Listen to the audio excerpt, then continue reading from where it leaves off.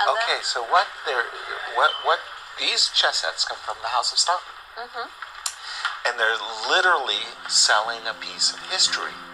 So if you would like to own a chess set that was played in the second round of the Sinquefield Cup between Jan and Lanier, they autograph a certified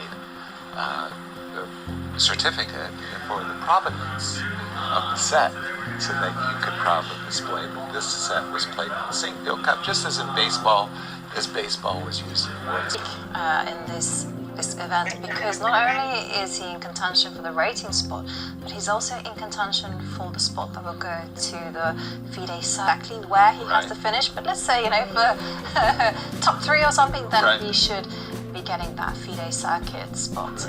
Cruise in there. So B2, B3, offering a trade, but on my terms. I like what you said there, Peter.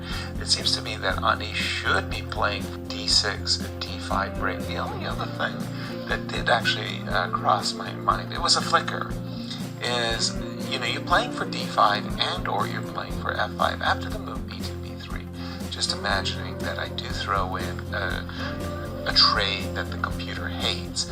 Bishop takes C4, B3 takes C4, taking more control of the D5 square. I had this move, knight to G4. It's a kind of it's a cheeky move, right? You're eyeing up the F2 pawn. Exactly. But your real intention is, after I move the rook up to E2, is perhaps to go F5. That's exactly what it is. That was my real intention. Probably it's not well timed. I think the problem that I have with this is that H2, H3 puts a kibosh on the break. I don't really want to take on E4 in that case, but I don't want to go back to F6. I'm not really eager to go back to E6. So this whole idea... H6 here is the best movement. Both H3 and, somewhat surprisingly, even E takes... How effective are the rooks here? Black's rooks, they don't have any open lines. Until you play F5. Until you play F5, but even then it is just a half-open target. Right. And you can use that extra minor piece in order to generate a point to attack. So I would definitely not. In the position that the players have, knight G4, and again, we're just going down this little bit of a rabbit hole here. Rook E2 defends the pawn, queen D7, H3. And there was a time in my career where I would have assessed knight takes F2 as a perfectly playable standard move, keeping the material. I didn't like going backwards.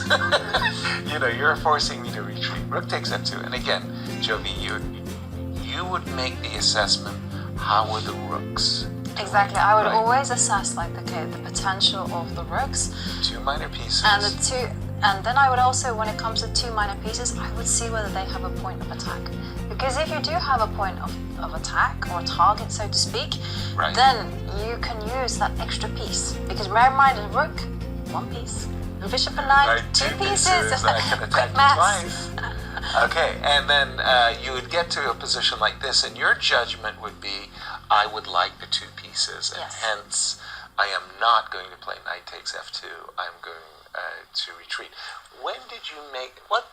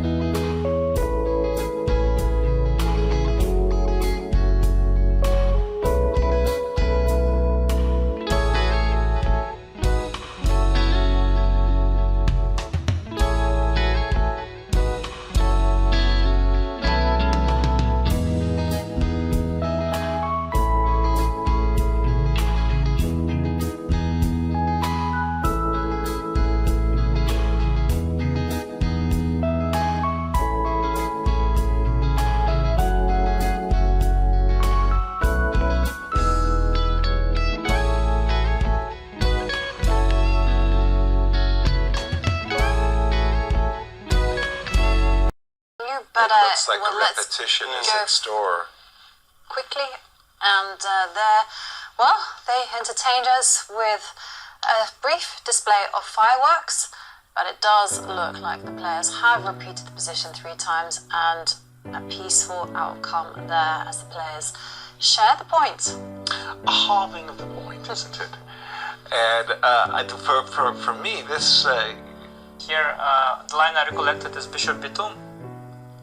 And there is this very forcing line. Black has options, but this is like the... Why am I showing it? It's too late, I'm not sure I showed it. But there is this forced knight d4, and now you can take rook e2, but I think knight c5 is also there. And I think there is this endgame. I was analyzing this endgame a little bit, if white can be a bit better here after knight f2, bishop a5, c6, but I think surprisingly it's quite drawish, even though it looks like a bit better for white. But also there was bishop d4, cd, rook e2.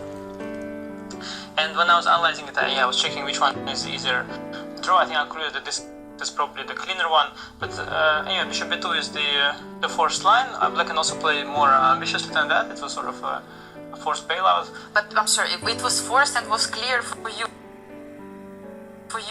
It wasn't so clear probably for Alireza, who was spending quite a lot of time. Yeah, What do you think? Well, I don't know. Afterwards, he told me that when I was telling him the line, he said that maybe he had seen it before, but he somehow didn't quite recollect the details. Of course, knight g4, d5 is a weird way to play.